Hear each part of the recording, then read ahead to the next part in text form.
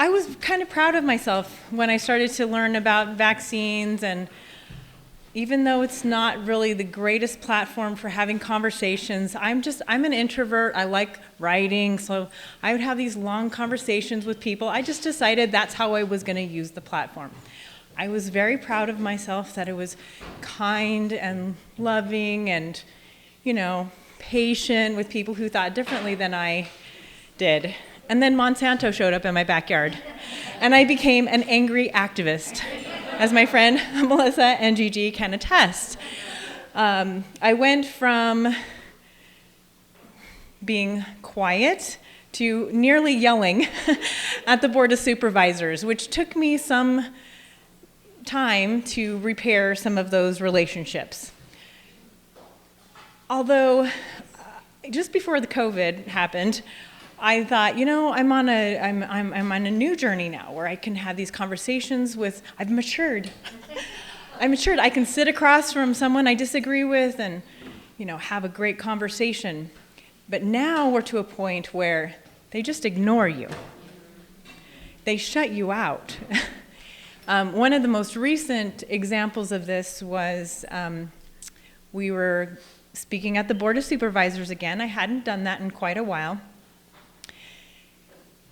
With some trepidation, I agreed to wear a shield because I will not wear a mask. And so we did that. And then they made it so it was all virtual. And then we're outside with holding up signs through the windows.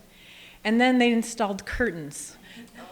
And then they just start not responding to anything you send. So I think some of the parents that I've been working with in the school district can relate.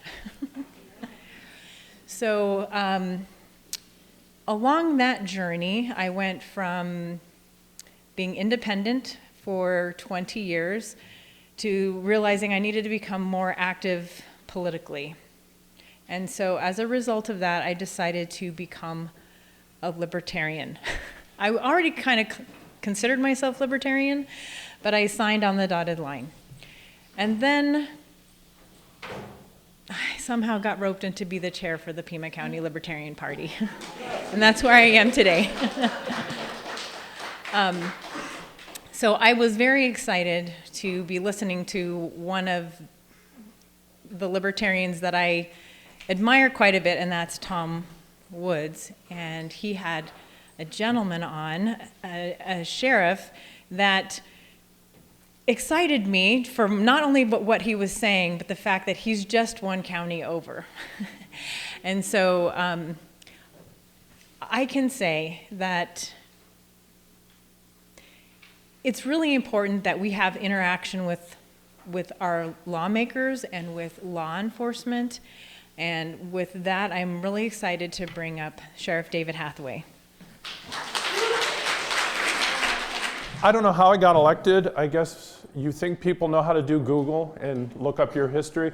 I guess they didn't find any of all the articles I wrote for the Libertarian Institute or LouRockwell.com going back for years. So, let me talk a little bit before I talk about what I do and my position about are the current tax-funded law enforcement structures legitimate in this country? And clearly no. Like Nietzsche said, a great philosopher said, everything the government has is stolen. That's true. I mean, do you voluntarily pay taxes? We should move towards a voluntary society. Who's to say that something like the police or the sheriff's office would exist? Something like the sheriff's office or the police department in the US is not a market creation. You don't have price signals indicating how big a police department would be or how small it would be. Maybe it wouldn't exist at all. If people are directing their money towards things they want, like if they spend more money on iPods, you get more iPods. If they spend less money on iPhones, you get more or less of what the market signals tell you. People vote with their dollars, and things expand that serve the public, that help the public, and things contract that don't serve the public, that don't help the public. But if you have a mandated, coercive system, a tax funding system that says we need X amount of police, X amount of sheriff's deputies, then That is not a market creation. Maybe there would be nothing like a police department or a sheriff's office. Maybe there would be more security services, maybe there would be less. Maybe everybody would handle that stuff on their own. So those are just kind of let you know a little bit of my background philosophy. Everything I've written, the books I've written, all the articles I've written are critical of the police, critical of coercive structures, critical of things that don't move towards voluntarism. So, you know, I did run for sheriff down there in Santa Cruz County. My idea was that, you know, if I wasn't occupying that position, there'd be somebody who wants to run your life. I have no desire to run anybody's life. Augustine, in a book called The City of God, referred to the libido dominandi, that people in government, in state positions, they have this lust to rule, this lust to govern. You know, and that's something that we see. And unfortunately, in 2020, we were all overrun by these petty authoritarians, these petty tyrants that were mayors, city council members, county boards of supervisors. We had those down in my county seat of Nogales, and in my county, Santa Cruz County, you had that very heavily up here with your mayor, city council, and your board of supervisors. And I had a lot of run-ins with them. My clashes started during my campaign. We had a candidate forum. There were 6 people running for sheriff. I'm replacing the longest serving sheriff in Arizona. He served for 7 four-year terms for 28 years. And when he decided not to run, everybody and their brother wanted to run. We had a candidate forum at the Santa Cruz County Fairgrounds. The moderator was the chief superior court judge for the county. This was in the middle of 2020. We had just passed the mask mandate down there. And speaking a little bit about 2020, I've never seen this tendency to rule by decree, to rule by executive fiat. I lost count. I got up to 6 times where at the federal, state, county, and city level, these little petty little authoritarians would just make a decree and say, you're going to do this, you're going to do that. I don't care if I'm not a legislator. You know that. I think this saying is attributed to John Adams. We are a government of laws, not a government of men, meaning that we're moving away from the monarchies, the dictatorships that people fled in Europe. You know, supposedly the idea that a legislature could vet the issue better than an individual who's acting on authoritative impulses or trying to aggrandize themselves or enrich themselves. But anyway, so at this candidate forum, the inevitable question came. They had just passed a mask rule down there and social distancing, shutting down businesses, movie theaters, gyms, reduced occupancy. It came, these questions were submitted by Facebook. Would you enforce a mask mandate if somebody wouldn't wear the mask? I was the last one. We were each given 1 minute to answer each question. Everybody else before me said, yeah, absolutely they would. They would arrest you, they'd charge you, they'd incarcerate you. And then when it got to me, I said, no, people may have health concerns like, you know, hypoxia. This was early enough along where there was a lot of literature about the hazards of mask, you ingesting the fibers, the lint, fibrosis in your lungs. You know, there had been examples of, you know, school children where they'd looked at the mask under microscopes and they'd have multiple bacteria and mold colonies, and you're ingesting that garbage all day. You're rebreathing this humid air, which is one of the precursors to pneumonia, bacterial pneumonia. You know, rebreathing the humid air where your body can't expel the humidity that's naturally coming out of your lungs. So I made those points, and I also mentioned constitutional concerns, that the First Amendment gives you the freedom of assembly, freedom of religion. Why do we have to go to the County Board of Supervisors to ask permission to congregate in groups of 10 or more people? It was illegal by decree to congregate with 10 or more people. And I said, I thought that's unconstitutional. And then the local media down there just tried to crucify me on that. And for the rest of my campaign, they were attacking me. I was getting scolded by the local politicians because I don't know if this is just kind of intuitive, but the basic formula for all government action, not just police action, all government action, whether it's foreign wars, whether it's, you know, internal regulations, is the government articulates a crisis. It doesn't have to be a real crisis. It could be a fake crisis. They articulate the crisis and they present themselves as the solution. You need me as the solution. So the politicians down there don't like me on the city council, the mayor, the board of supervisors. And another thing about them, before 2020 came along, I knew all these people on, first name basis, go up and talk to them, say hi. I thought they were all basically harmless, benign people, but it's just that they didn't have the authority. There's a saying, Lou Rockwell has this saying, that all governments want to be totalitarian. They just can't do it. They can't quite get there. But if they can expand their authority, they will do it. And these little benign little bean counters down in Nogales and Santa Cruz County, they just never had the power before. But 2020 gave them this power, this reason, this motivation, and they just grabbed all the power they can get. Somehow I made it through the election, and I've had some incidents since then. I knew this was coming, the mandatory vaccination thing. I took office January 1st of this year, and I knew it was going to be like, oh, everybody needs to get the vaccination. And we have a history. We have 2 relatives that have had severe reactions to vaccines. And my wife has studied all these issues. The immunosuppressors, the powdered aluminum adjutants that are in there. Just the makeup of just all vaccines, and then the antigen, the active ingredients, and whatnot. But anyway, I had studied up on this issue before the question came because I knew it was coming. And about mid-January, when I'd been there for 2 weeks, the county attorney for Santa Cruz County called me and said, Sheriff Hathaway, do you want to make the vaccine mandatory for everybody who works for the sheriff's office, which is about 100 people down there. And fortunately, I'd studied this ahead of time, and I knew the legal principles, and I said, no, I'm going to abide by the legal principle of informed consent, where each person analyzes the risks and the benefits and makes their own decision. So, because they said they would write up the legal documents for me. As a condition of your employment, you have to get vaccinated. We said we would do that for you if you wanted to. Now, law enforcement and first responders was one of the first tiers to be offered the vaccine in Arizona. The way it was set up, these people are so important and they have contact with the public, they're going to be offered it first. So I knew this was going to set a precedent, and the police department and the fire departments down there hadn't yet decided what their policy was. They were just kind of silent. And then once I took that step and I said, no, it's going to be voluntary, we're going to abide by the legal principle of informed consent, then they got in line too. And I got a call shortly after that from one of the Board of Supervisors saying, David, what do you think you're doing? The Nogales Police Department, more than half of the officers refused to take the vaccine because of that precedent I had set.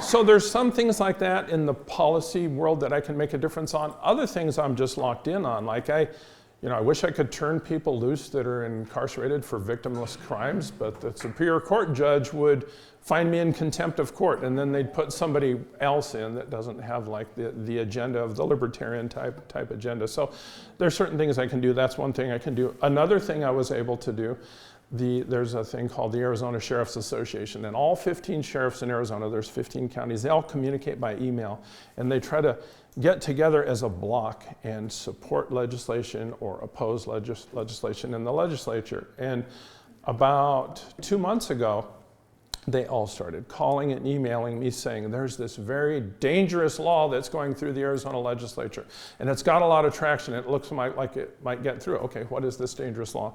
Well, the current asset forfeiture law in Arizona says you don't need an underlying crime to take somebody's money or assets.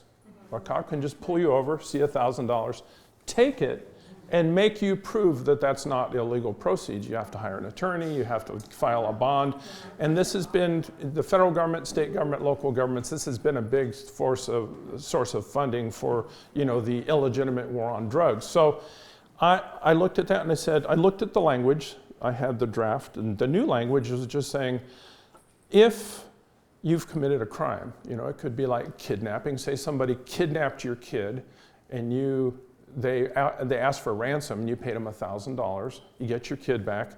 Well, that money, that $1,000 is your money, you should be able to get that back, So in that, instance you have an underlying crime. Or if you go rob the Circle K and there's surveillance video showing you stole $200 out of the cash register, well, that's the fruits of a crime. There's an underlying criminal charge, and there would be the basis for somebody to take that money back and restore it to the victim of that crime. So that's all that the language said. And these sheriffs called me and emailed me saying, this needs to be unanimously opposed. We're writing a letter. We need all 15 sheriffs to sign this and send it to the legislator and the governor. And I was the only one that wouldn't sign it. I said, no, I'm not going to sign that. You know, like, you have to have an underlying crime before you take somebody's money. Well, yeah, that makes sense. You know, you take somebody's milk cow and you say you're going to pay them $500 for it, and then you don't. You know, well, there's something that's illegitimately possessed by somebody, and you would want to restore that to the rightful owner. So that's one of the other things I've been able to do. I would like to leave time for Q&A here, but I think I only got 20 minutes, so I'll just try to keep rushing through this. So there's other issues, and I'll stick around for the time after this lunch period if you want to ask questions. There's a very divisive issue in the libertarian world. There's a couple of things, like immigration and abortion and things like that. Where I'm positioned down there, deal with border issues a lot. And if anyone has questions about that after the fact, I've written a book about that. And Scott Horton, many of you may know him. He does the anti-war radio thing. He wrote the preface for that in the introduction. And Will Grigg, unfortunately, he's passed away, a good anti-police crusader. He wrote a blurb for that book too on the back cover. But I do have a book on immigration. It's just called Immigration. You can get that on Amazon and whatnot. But I could entertain issues on that. Just a little story on that. The governor decided he wanted to occupy militarily the border communities with troops, with soldiers. He declared a crisis on the border, and the governor contacted all of the border sheriffs, the 4 border sheriffs, and said, first of all, there's a law called the Posse Comitatus law in the US. It's a federal law that says the US military cannot perform domestic law enforcement functions. They can't act as a law enforcement agency, but they can have a support role to a law enforcement agency. So I'm the chief law enforcement officer for Santa Cruz County. That's what the sheriff is defined as, chief law enforcement officer. So the governor's office, he had the major general in charge of the National Guard call me and ask me to be a sponsoring agency to have the military come occupy Nogales on the border. And I said, no, I don't need troops, in the streets militarizing my community. We already have 90% of the businesses shut down because the tourist visa holders from Mexico have been blocked from entering for the last 14 months, and they typically bring in $55 million every day to the 4 border states, California, New Mexico, Arizona, and Texas. And this has been shut off. I mean, the Mexican citizenry likes to spend money in the US at Costco, Sam's Club. They like to patronize the hospitality industry, come play on the golf courses, go to the hotels and restaurants. They repatriate a lot of money to the US. I think the statistic is 40 cents out of every dollar that Americans send to Mexico is repatriated back to the US. You compare that to China, I think it's 4 cents of every dollar that Americans send to China comes back. 80% of Mexico's external GDP is directed towards the US. It's a very symbiotic relationship.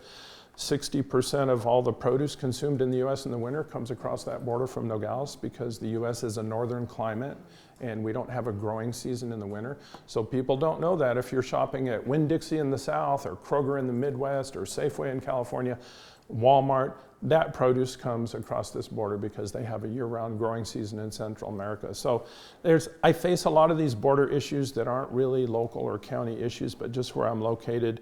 And the federal agencies will not grant interviews to the media. It's just their policy, so they come to me. I try to be transparent and talk to them, and I've memorized all the statistics just because I have to address that federal issue all the time if anyone wants to talk to me about that. One thing that's a real interesting problem that has come along and that the media act's baffled about. I got a call from the local paper and it's saying, do you realize that overdose deaths and suicide deaths are up 3 times in your county from where they were the year before? And then they tried to blame me. They said, are your deputies not trained on the use of Narcan? Narcan comes in a nasal spray, and what it does is it counteracts the effect of an opioid overdose if you administer it quickly enough. They tried to blame me for that and said, are your deputies not trained? I go, are you serious? You don't know why this happened? You take everybody's life away from them. You take their business away. You say they can't go to school. They can't go to church. They can't visit their neighbors and relatives. And you're surprised that everyone crawls into a bottle and you have people are increasing their use of drugs. You have an overdose epidemic. You have a suicide epidemic. You really don't know why that's happened. You've told everybody to isolate themselves. You've taken away human contact. And you don't know why people are living in despair. The CDC classifies those deaths as deaths of despair. And the CDC has said there are more deaths attributed to drug overdose and to suicide in 2020 than anything that's directly attributable to, they call it attributed to COVID. I don't, because, I know the way the false positives are and the way all that is. But I scolded our local paper because they won't do anything to reprimand the government officials for all these lockdowns and everything. And since the natural next step for that is, well, why did this happen in 2020, is the lockdowns, the lack of social contact. They don't want to go in that direction. They don't want to veer a story in that direction. Like just here in Pima County in Tucson, in 2020, there have been the highest number of suicide deaths and drug overdose deaths since they've been keeping records. As far back as the records go, 2020 was the highest in history. And yet people are just sort of baffled, well, why did that happen? It's this collateral damage, this unintended consequences to the lockdown that nobody wants to quantify. Even Fauci was asked that. He was asked, when you put out these guidelines of, social distancing and all this and people staying home and staying in their houses and not going to work, did you consider, I think it was Rand Paul that asked him, did you consider that there's going to be other economic or health consequences to this? And he said, well, no, I didn't, but I'm sure there are. But he admitted that he never quantified any of that. Like there's a book called Economics in One Lesson written by Henley Hazlitt. And the one lesson in that book is you can't just look at one factor when you're making a decision. One point of time for one group of people when you make a decision. You'd have to consider how it affects all people for all periods of time. And they learned that in the Soviet Union, that you can't get technocrats and central planners to plan it out to that extent where you know exactly what is needed for all segments of society or of all groups. So that's what I would call the unintended consequences, collateral damage, this economic destruction that has resulted, and human destruction, death and people falling into depression. I'd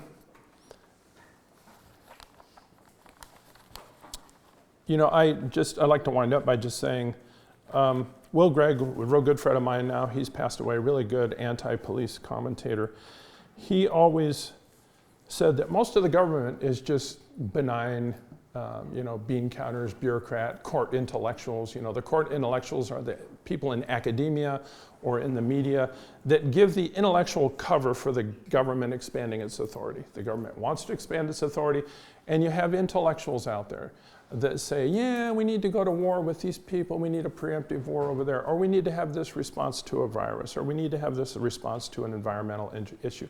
So most people are the administrative bean counters, just the kind of people that keep records and whatnot, or the court intellectuals. But the police are what Will Grigg called the edge of the knife. When the state affects you, when you feel the effects of the state, it's a guy with a gun, it's a guy with handcuffs, it's a guy who has a cage, who has a jail to put you in. That's where they can affect you. The others can make all the rules they want, all the administrative regulations, or all the zoning rules or whatever, and say you can't do this, or this is going to happen. But the guy that's going to do it to you is the guy who's carrying the gun. So that's really the reason that I ran for sheriff down there. Is I thought, well, during the time I'm there, and I don't know if I'll survive the whole time, it's only been 5 or 6 months, and my philosophy does not support the government agenda, that government agenda of articulating a crisis and presenting yourself as the solution. When I campaigned, I never talked about any crisis. I was always just neighborly, friendly, how's your family doing, talk to people, offer to help people. My wife and daughters wrote thousands of letters to people, handwritten letters, not photocopies, not a form letter, to people it was a real just, down to earth, shoe leather type campaign, knocking on thousands of doors. We have 9 children, and our children pitched in on the campaign. My wife and one of my daughters is sitting back over there. But anyway, it was just trying to keep the force of the state off of people's backs. So that's why I ran. I don't know how I'm doing on time. If I have to, just throw something at me, Drew, when my time's up. If I have any time left, okay, any questions? She says a couple of minutes. Any questions? Yeah. Are you familiar with? Question too for the camera. What's that? Will you repeat the? Oh, sure, for the camera, sure. Are you familiar with Landers County in Nevada? Don't think so. Am I familiar with Landers County in Nevada? I don't think so. They, the Board of Supervisors there declared there is no medical emergency. They did resolutions about immunity, things related to all of this stuff, and they are running their county as though there is no COVID. Mm-hmm. Yeah, like that's great. And I think as South Dakota Governor Kristi Noem, I think she took the same stance. Governor DeSantis in Florida, kind of late in the game, finally took that stance and actually put all the statistics out and had all the doctors that signed, like the Great Barrington Declaration, had them actually come as a panel to show that statistically this was, totally invalid. So, yes, sir. Is there I know you've only been 5 months, is that correct? Have you noticed any other kind of pressures, from associations or anything like that, in terms of to get you kind of to fall into line? There is a phenomena, if you like economics, like I do, called regulatory capture. So if you're in a position where you can make the rules or enforce rules, there's people, there's vendors, there's police unions and stuff that try to capture my agenda and get me to make decisions that favor them. So I'm not really loved by my own department, because all of them have learned to repeat this concept that we're necessary and you need to keep the public in line. If I can give another little anecdote, I had a little attempted mutiny about 3 weeks ago because the governor had said none of these local mask rules can be enforced, or social distance rules or occupancy restrictions. So, but they said, but government agencies can still keep doing it. And they said, so they came out with a rule in our county that says, well, if you're fully vaccinated, you don't have to wear a mask in a county building and all this. So I just came out with a blanket email to all my employees that said, there is no mask requirement in the Santa Cruz County Sheriff's Office or in the detention center. And as to vaccination, nobody can ask you. There's 2 federal laws. There's ADA, the American with Disabilities Act, and the HIPAA law, Health Insurance Portability and Affordability Act, that both have provisions in them that say nobody can ask you about your medical decisions or compel you to do anything, and you can't disclose any information. So right after that, he got on the radio to his staff and the commander of the jail that said, disregard the sheriff's instructions. This does not apply to us. So I got my other commander to go over there and talk to him and tuned him up and made him repair the issue the same way that he inflicted it, made him get back on the radio and say that he's wrong, that I'm the boss, that I run the agency. And it's really funny that when I try to... It's really funny when I try to give people their freedoms when I have no desire to run people's life. That's what I get in trouble for. It just doesn't make any sense to me. It's like I'm not trying to be Hitler and push people around. I'm trying to remove restrictions, but yet, to answer your question, that goes to that very point that internally, people know that their agenda is kind of a fear-driven agenda, that there's a crisis. In economics, you call that a public good. It's something only the government can do. You need us for this, which is not true. I mean, everything can be provided through voluntary interaction if it's really a desired thing. Anything else? And Drew, and I'll walk away when you tell me to. Yeah. I just wanted to point out to everyone, the John Birch Society, through the New American Magazine, reprinted this article, scaring us into submission. And if backs up everything he's saying. If that didn't come out, the John Birch Society has an issue scaring into submission. Why, that's exactly what I'm talking about. That's if that didn't come across on the microphone. Yeah. Okay, thank you very much. Oh yeah, yes, ma'am. Just a quick question about what is obviously rampant fraud. And I know you're not the prosecutor and you can't bring a RICO complaint, but what kind of things have you heard about, citizens RICO?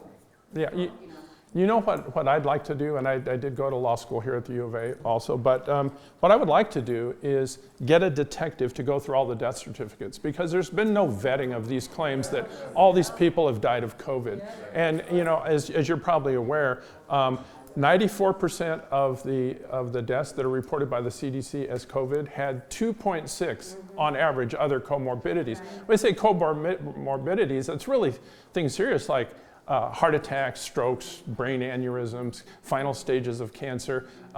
But the way this started with the World Health Organization and then it was adopted by the CDC, if the word COVID appears anywhere on the death certificate, even in the lower half that's medical history, things like high blood pressure, high cholesterol, if it appears anywhere, they can classify the death as COVID. But only 6% of the deaths reported by the CDC as COVID involved an admission to a hospital as COVID only, and then a classification of death as COVID. But most of these are in the lower section, the medical history section of, where it says positive COVID test 3 months ago or something like that. But the guy came in on a car accident or something, or fell off a ladder, or had a brain aneurysm or a stroke or something like that. So, yes, sir. Will you run for governor?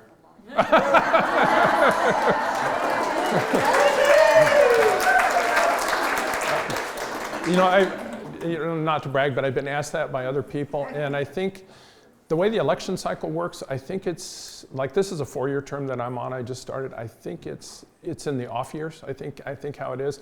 I would consider doing it. It was a lot of work and it was expensive for me to do this. Like my campaign, I spent $74,000 in a small county. 9,000 of that was donations, but the rest of it was all me. It's never going to pay off financially for me to do that. It's just something I thought. I've been a libertarian forever, even though I've had a history working in the war on drugs. I've seen the failure of that, the disaster that was. That's something, thanks for saying that, something to keep in mind. Another thing we could use to be corrected in this district, at least, I don't know if it's you, I think it's South Tucson, is our District 3 Congressman, Raul Grijalva. I mean, he is just the flag bearer for every weird thing in Congress, and which is he's another one that I think somebody should run against him too. And I don't know why he stays in there. Oh yeah, I've talked to him. A straight arrow. Yeah, we met him at some things. Okay. Thank you very much, Drew.